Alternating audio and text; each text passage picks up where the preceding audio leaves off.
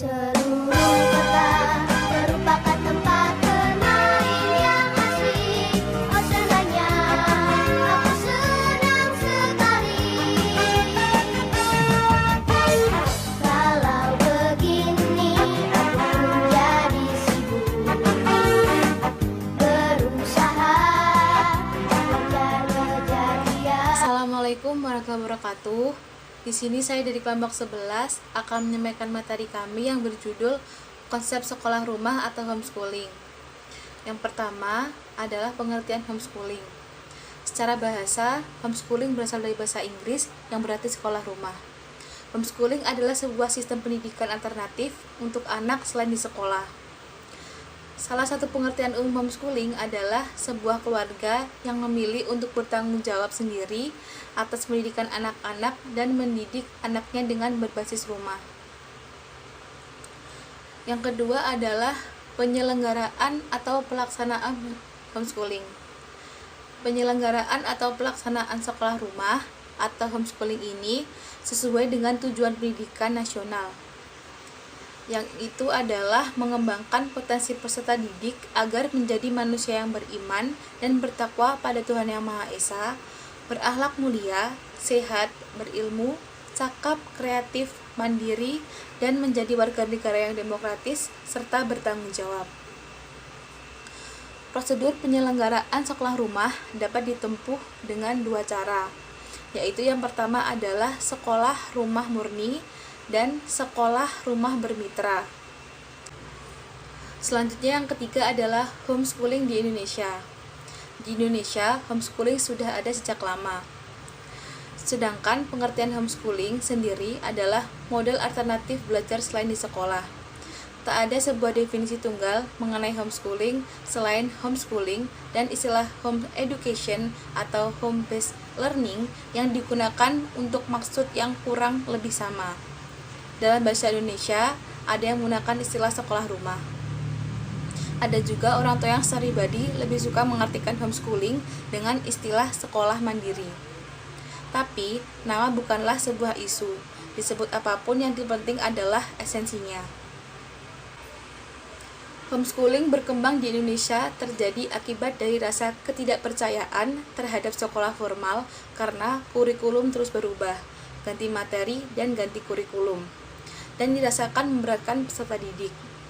Terdapat pula anggapan anak tidak sesuai objek bukan subjek, memasung kreativitas dan kecerdasan anak baik segi emosional, moral maupun spiritual. Bila ditelaah lebih jauh, banyak faktor yang dapat mempengaruhi beralihnya anak-anak dari sistem sekolah formal ke homeschooling. Di antaranya, yang tidak kalah pentingnya adalah kekhawatiran orang tua terhadap anak-anak dari lingkungan luar yang negatif, serta adanya ketidakpuasan orang tua terhadap sistem sekolah formal. Sumardiono menyebutkan bahwa salah satu hal kelemahan dalam homeschooling yaitu sosialisasi dengan teman sebaya relatif lebih rendah. Peserta didik homeschooling relatif tidak terekspos dengan pergaulan yang heterogen dan majemuk baik secara sosial dan kemungkinan untuk terisolasi dari lingkungan sosial, khususnya pelaksanaan homeschooling tunggal dan majemuk. Di samping itu, dikhawatirkan peserta didik dapat kehilangan kesempatan bergaul dengan lingkungan yang heterogen dan majemuk. Padahal, dalam lingkungan tersebut, peserta didik dapat mempelajari banyak hal. Secara umum, peserta didik akan menjadi kurang memiliki pengalaman di bidang sosialnya, serta dikhawatirkan bisa jadi kepekaan dan kompetensi sosialnya berkurang, serta menjadi kurang bermasyarakat ketika dewasa nantinya, berbeda dengan peserta didik yang mengikuti sekolah pada umumnya.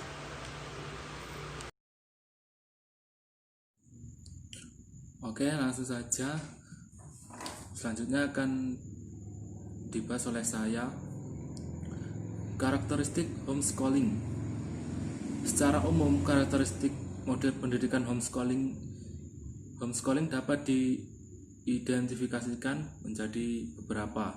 Yang pertama, orientasi pendidik lebih menekankan pada pembentukan karakter pribadi dan perkembangan potensi bakat dan minat anak secara alamiah dan spesifik.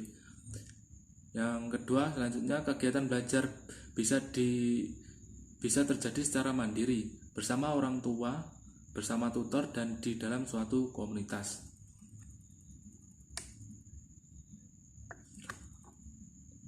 Yang ketiga, orang tua memegang peran utama sebagai guru, motivator, fasilitator, dinamisator, teman diskusi, dan teman dialog dalam menentukan kegiatan belajar dan dalam proses kegiatan belajar.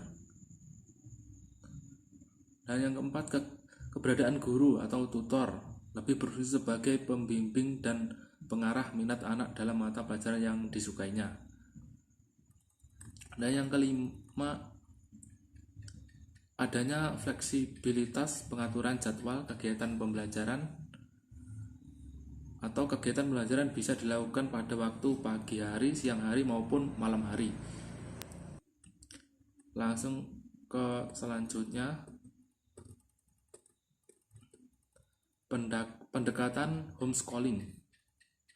Pendekatan homeschooling memiliki rentang yang lebar antara yang sangat tidak terstruktur atau homeschooling hingga yang sangat terstruktur seperti belajar di sekolah atau school at home. Adapun beberapa jenis pendekatan sekolah rumah dan diidentifikasikan sebagai berikut. Yang pertama, school at home. Yang kedua, unit studies. Dan yang ketiga, Charlotte Mason atau The Living Book approach. Dan yang keempat, klasikal, Waldorf, Montessori, dan eclectic. Dan yang kelima, terakhir, atau unschooling atau natural learning.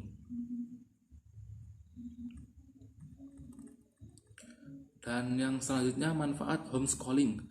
Menurut beberapa pendapat, sekolah rumah memiliki nilai yang positif bagi orang tua maupun bagi anak. Sebagai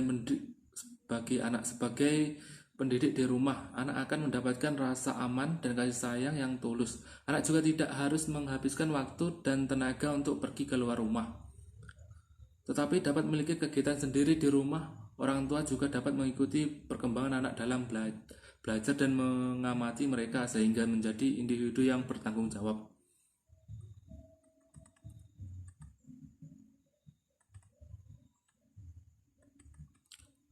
Dan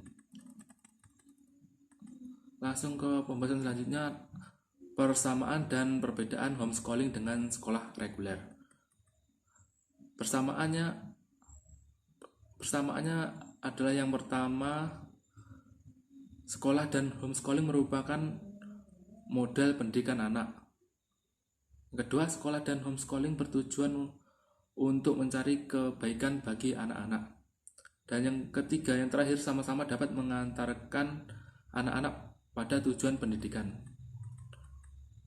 Dan perbedaannya yang pertama, sistem di sekolah terstandarisasi, sistem homeschooling customis sesuai dengan kebutuhan anak dan kondisi orang tua. Yang kedua, pengelolaan di sekolah terpusat atau kurikulumnya diatur. Pengelolaan homeschooling tergantung pada orang tua, atau orang tua memilih sendiri kurikulum dan materi ajar untuk anak. Jadwal belajar. Yang ketiga, jadwal belajar di sekolah telah tertentu. Jadwal belajar homeschooling tergantung kesepakatan orang tua dan anak. Cukup sekian pembahasan dari kami. Jika ada kesalahan, mohon dimaafkan. Terima kasih. Wassalamualaikum warahmatullahi wabarakatuh. Seluruh kota merupakan tempat